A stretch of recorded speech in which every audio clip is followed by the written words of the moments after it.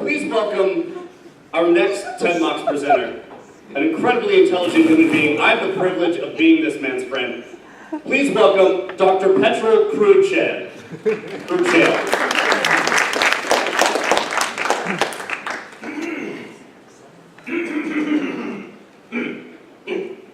Hello, ladies and gentlemen. As you all know, climate change is one of the most serious issues facing the world today. Or is it? So we've been told. I'm here to question that. Hello, my name is Dr. Petro Kruchev, and I'm the lead researcher for the Climate Science Department of ExxonMobil International Oil Corporation. And I'm going to present to you my findings. But before I do that, allow me to introduce myself. See, I grew up in a small, quaint, friendly little town named downtown Manhattan. And I remember that when I grew up, I used to run around town with them Rockefeller boys as we played stick wheel to watch as the super tankers rolled into and out of the harbor. Yes, those were better times. I grew up to a loving family with caring parent companies, siblings and subsidiaries. It was anything a boy could ask for. It was through their ample financial support that I was able to finance my education at some of the most prestigious universities in the world, such as the Shell Academy for Earth Sciences, BPU, University, and theweather.com. And looking back at my expansive education, all that my family's done for me, I came to the realization that I wanted to give something back. Not the money, but something. Which is why I am here today to present to you the truth. The truth about climate change, brought to you by ExxonMobil. Now, first things first, let's start at the start. What is climate change? That's actually a pretty tricky question to answer. See, climate change goes by many names and many forms. You might know it better as global warming, the Al Gore Rehabilitation Initiative, the world's #1 polar bear relocation service, and the solution to America's long-standing Florida problem. But regardless of how it is you know it, ultimately there's only two things that you need to know about climate change, and this is what they are. Number one, it absolutely does not exist. And number two, it is absolutely not our fault that it exists. Got it? It's not real and it's not our fault. It's a typical, completely normal, perfectly natural, non-existent process.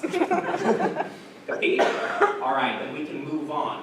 See, if it's so completely normal and non-existent, then why do all these scientists and environmentalists make such a fuss over it? Like it's the end of the world or something. I'll tell you why.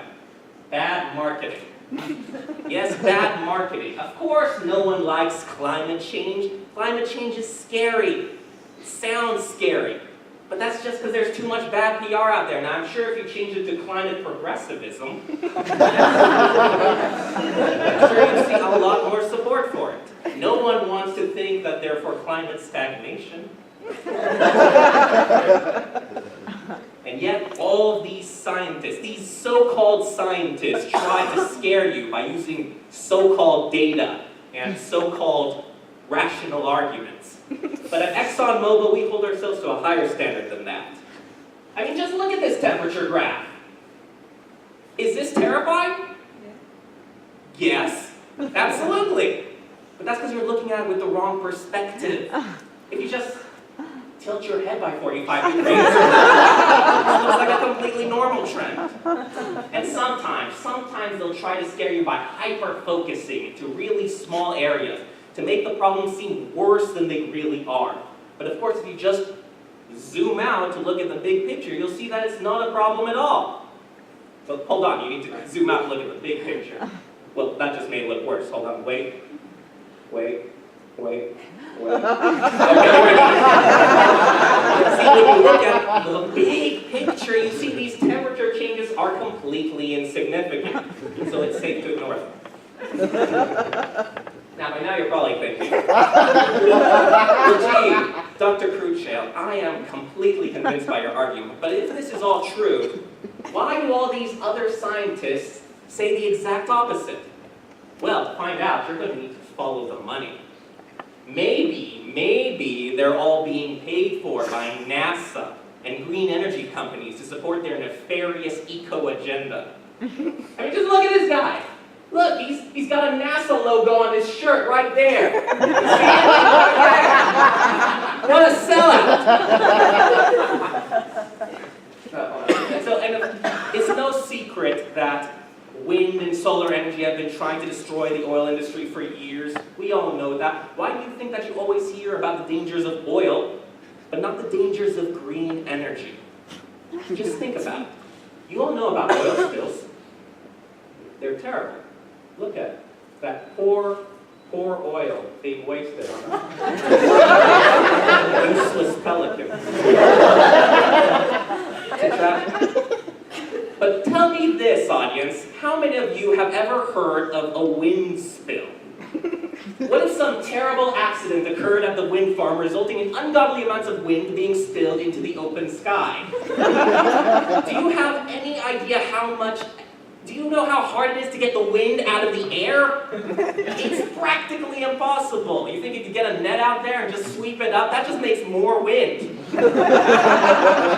Just picture all the birds covered in that stuff. Monstrous.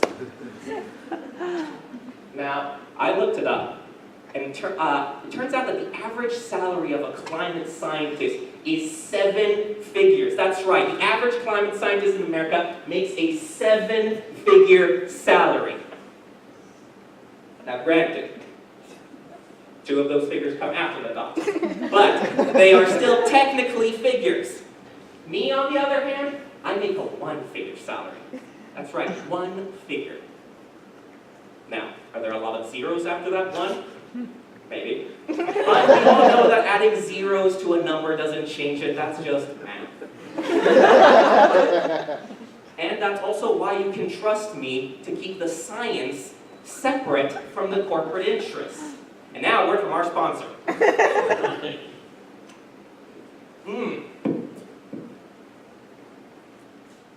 Hey kids, have you ever needed to refuel your car, but are got thirsty?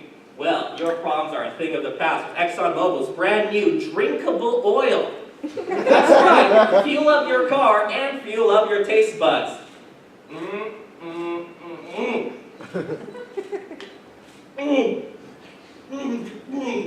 Oh, that's good. You can practically taste the dinosaur. Okay, well, I'm gonna need to rush to the bathroom very soon because that was very good. But let me leave you with these final words. It's been such a pleasure talking to you people because you people, you get it. You understand. I talk to you and you hear the truth. You're not like those so-called experts who think they're so high and mighty because they know what they're talking about. No, you're the real heroes here. Those people have been ridiculing me for years, saying that I'm dangerously irresponsible because I'm altering facts and distorting data. Well, you know what I say to that? I say that I'm a scientist. So that means I believe that we all live in one reality. One reality with one set of facts that we find through data. So when you think about it, I'm not distorting data. I'm distorting reality. You're welcome, planet Earth.